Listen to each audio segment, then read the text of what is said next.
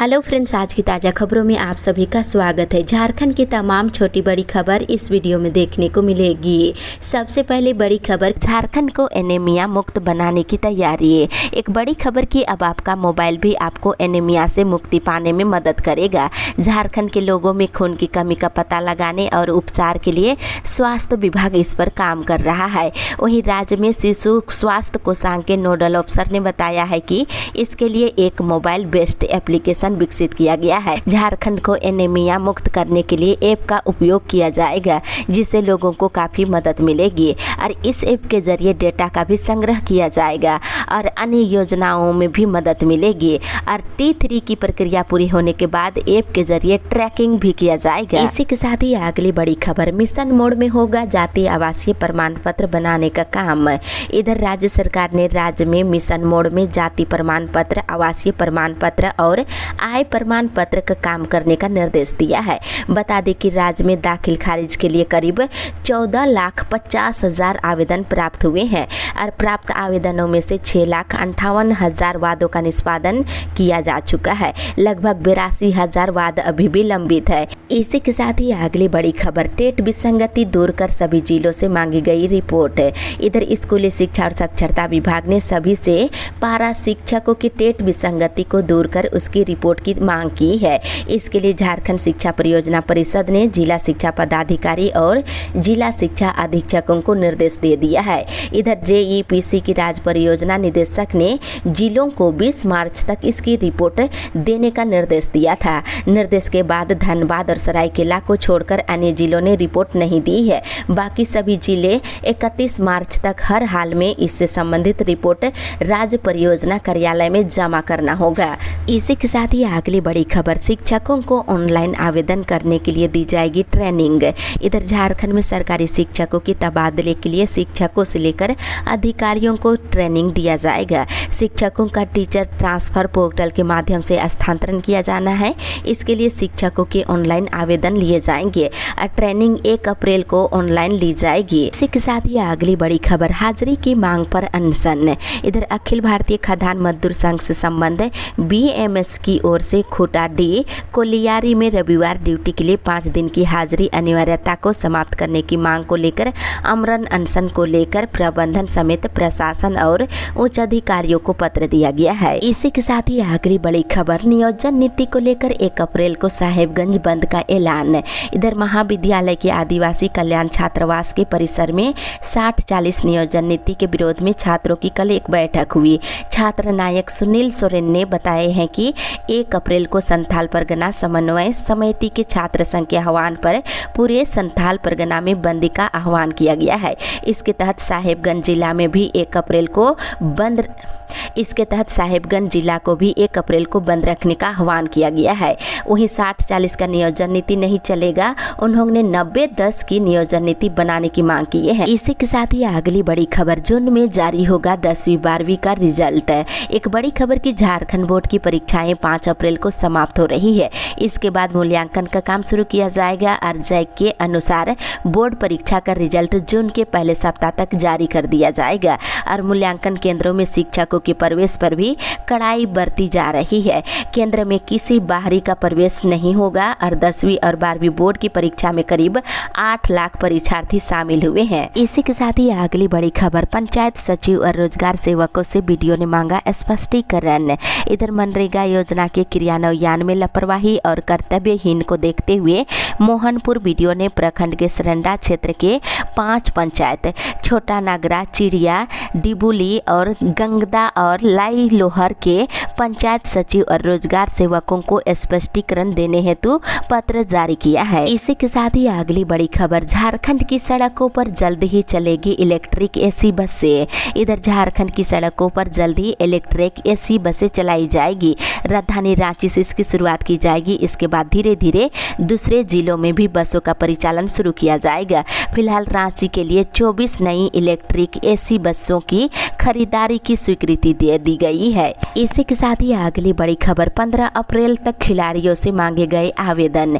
इधर झारखंड के खिलाड़ियों को नगद पुरस्कार देने के लिए आवेदन मांगे जाने की प्रक्रिया शुरू कर दी गई है। सभी 24 जिलों से 15 अप्रैल तक आवेदन दिए जाने की अपील जिला खेल पदाधिकारी के स्तर से किया जा रहा है। इसी के साथ ही अगली बड़ी खबर आय से अधिक संपत्ति मामले में 9 को होगी सुनवाई। इधर आय से अधिक संपत्ति मामले में सजा काट रहे पूर्व मंत्री बंधु तिर्की की सजा के खिलाफ दायर आपराधिक अपील पर गुरुवार को झारखंड हाईकोर्ट में सुनवाई हुई। अगली सुनवाई 9 मई को निर्धारित की गई है। इसी के साथ ही अगली बड़ी खबर रांची विश्वविद्यालय के दीक्षांत समारोह 28 अप्रैल को।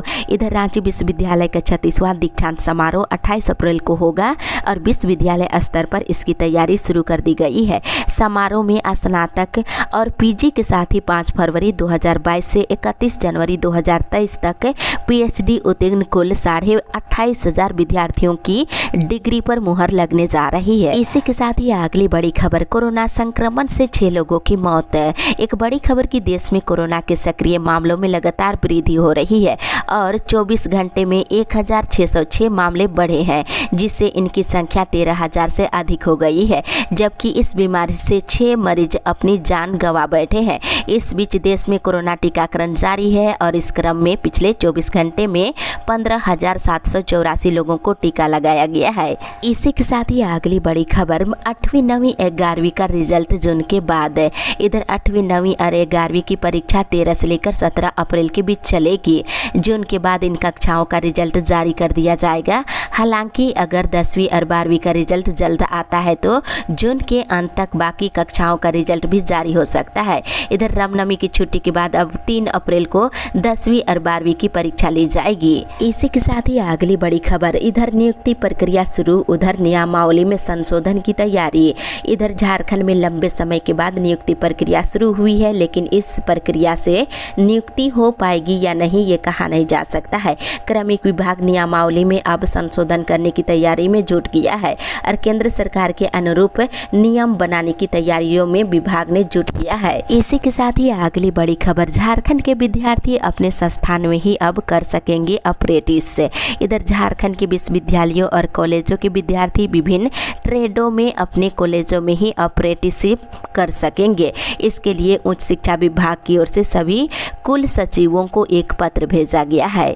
इसी के साथ ही अगली बड़ी खबर मौसम विभाग से। झारखंड में मौसम ने लिया यू टर्न। इधर मौसम ने करवट बदल दिया है। आसमान में बादल छा गए हैं, हवाएं चलने लगी है। मौसम विभाग ने अपने पूर्व अनुमान में बताए हैं कि आज के दिन कई स्थानों पर गरज के साथ हल्के दर्जे की बारिश होने की संभावना है। इस दौरान वज्रपात की भी आशंका है। 1 अप्रैल को भी कुछ स्थानों पर बारिश की संभावना है और 2, 3, 4 अप्रैल को आसमान मुख्यतः साफ रहेगा और मौसम शुष्क बना रहेगा और 5 अप्रैल को आसमान में आंशिक बादल छाए रह सकते हैं और मौसम शुष्क रहेगा। इसी के साथ ही अगली बड़ी खबर झारखंड के 80 उत्कृष्ट विद्यालयों में अप्रैल से नया शैक्षणिक सत्र। इधर झारखंड के 80 उत्कृष्ट विद्यालयों में अप्रैल से नया शैक्षणिक सत्र शुरू हो जाएगा। इसका शुभारंभ मुख्यमंत्री हेमंत सोरेन करेंगे। स्कूली शिक्षा और साक्षरता विभाग इसकी तैयारी में जुट गया है। साथ ही उत्कृष्ट विद्यालयों में 6ठी से लेकर 12वीं की पढ़ाई होगी। वैसे उत्कृष्ट विद्यालय जहां 9वीं से 12वीं की क्लास संचालित होते हैं, वहां 6ठी से 9वीं तक में नया नामांकन कर लिया गया है। हर नई क्लास में 40-40 बच्चों का नामांकन सुनिश्चित कराया गया है। इसी के साथ ही अगली बड़ी खबर सीपीसी का फूका गया पुतला। इधर बुढ़मू प्रखंड के छपरा में संथाल समाज दिसोम मांझी परगना ने गुरुवार को रांची विधायक सीपीसी का पुतला फूका है और 21 मार्च को अखबारों में सरकारी विज्ञापन के रूप में संथाली भाषा के ओल चिकी लिपि में दिए गए भाषा पर सीपीसी की आपत्ति के विरोध में पुतला जलाया गया है। इसी के साथ ही अगली बड़ी खबर झारखंड के प्राइमरी स्कूलों के बच्चे खाली पेट करेंगे पढ़ाई। इधर झारखंड के सरकारी स्कूलों में 1 अप्रैल से मॉर्निंग स्कूल शुरू होने जा रही है। इसमें स्कूल सुबह के 7 बजे से दोपहर के 1 बजे तक स्कूल चलेंगे। वहीं मध्याह्न भोजन का समय 11 बजे से 11:30 बजे तक तय किया गया है। प्रारंभिक स्कूलों में पढ़ने वाले छात्र छात्राओं को मिड डे मील दिया जाता है। ऐसे में अधिकांश बच्चे मिड डे मील नहीं मिलने तक भूखे पेट पढ़ाई करनी होगी। इसी के साथ ही अगली बड़ी खबर, कल से 10% अधिक लगेगा टोल टैक्स। इधर राष्ट्रीय राजमार्गों पर स्थित टोल प्लाजा पर कल यानी 1 अप्रैल से बढ़ी दर से टैक्स की वसूली की जाएगी। टोल की दरों में 5 से 10% तक की वृद्धि अलग अलग जगहों के हिसाब से की गई है। ये वृद्धि देश भर के टोल पर की गई है। इसी के साथ ही अगली बड़ी खबर, फर्जी प्रमाण पत्र लेकर डाक विभाग में नौकरी लेने पहुंचे 20 विद्यार्थी। इधर धनबाद जिले में 171 पदों पर डाक विभाग में बहाली चल रही है। फर्जी प्रमाण पत्र लेकर 20 अभ्यर्थी डाक विभाग में नौकरी के लिए पहुंचे। मामले का खुलासा होने के बाद प्रबंधन ने इन लोगों को जमकर फटकार लगाई है। इसके बाद चेतावनी देकर छोड़ दिया गया है। इसी के साथ ही अगली बड़ी खबर, जिले के सभी घरों तक नहीं पहुंच रहा नल से जल। इधर देवघर जिला में जल जीवन मिशन योजना के तहत जिले के सभी घरों तक नल से पानी नहीं पहुंच रहा है। इस योजना के तहत प्रत्येक घर को नल का कनेक्शन देना है और नल से शुद्ध पेयजल सबों को उपलब्ध कराना है। वहीं वर्ष 2019 में शुरू हुई जल जीवन मिशन योजना 4 वर्ष बीत जाने के बाद भी अब तक अधूरा पड़ा हुआ है। इसी के साथ ही अगली बड़ी खबर, गिरिडीह को शीघ्र जीरो पावर कट मिलेगी बिजली। इधर गिरिडीह को शीघ्र क्वालिटी पावर और जीरो पावर कट बिजली मिलने जा रही है। सरकार ने डीबीसी को क्वालिटी पावर देने की कमांड सौंप दिए हैं। गिरिडीह के साथ डीबीसी के कमांड एरिया के 7 जिलों कोडरमा, चातरा, हजारीबाग, रामगढ़, बोकारो और धनबाद को भी डीबीसी बिजली देगी और इस प्रोजेक्ट पर डीबीसी काम करना शुरू कर दिया है। इसी के साथ ही अगली बड़ी खबर, आधुनिक सुविधाओं से लैस होगी स्टेट लाइब्रेरी। इधर धनबाद में देखा जाए तो गोल्फ ग्राउंड के निकट संचालित राज्य पुस्तकालय यानी स्टेट लाइब्रेरी में आने वाले समय में कई सुविधाएं पाठकों को मिलने जा रही है। टीवी, एलसीडी प्रोजेक्टर, सीसीटीवी समेत अन्य सुविधाओं पर 5 लाख रुपए खर्च किए जाएंगे। इसी के साथ ही अगली बड़ी खबर, कॉलेजों में निकले शिक्षकों की बहाली, मानदेय मजदूरों से भी कम। इधर जमशेदपुर में अकुशल मजदूरों की प्रतिदिन न्यूनतम मजदूरी 375 रुपये है, यानी पूरे महीने काम करने पर उन्हें 11,250 रुपये मानदेय मिलता है। और कॉलेज शिक्षकों की हालात इन मजदूरों से भी खराब है। कम से कम मानदेय के मामले में तो ये कहा जा सकता है।